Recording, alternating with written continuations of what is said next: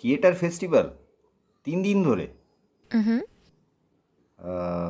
সেন্ট্রালের grant আছে বোধহয়, festival grant. হ্যাঁ, No. নেই?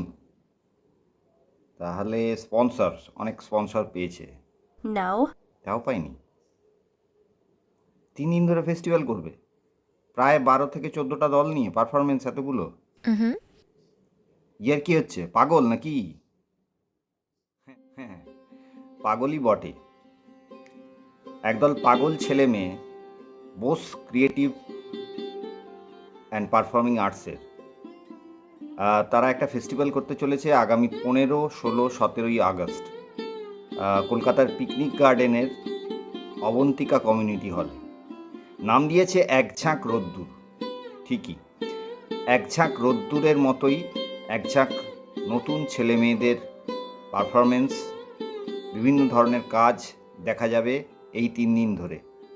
থাকছে নাটক, থাকছে পারফরমেন্স, থাকছে একক প্রদর্শন, গান, ক্লাউনিং, ভেন্ট্রিলোকুইজম, একাধিক জিনিসপত্র নিয়ে একটা অন্য ধরনের পরিবেশে, একটা ভিন্ন আঙ্গিকে একটা নতুন ধরনের ফেস্টিভ্যাল করতে চলেছে Bose creative and performing arts.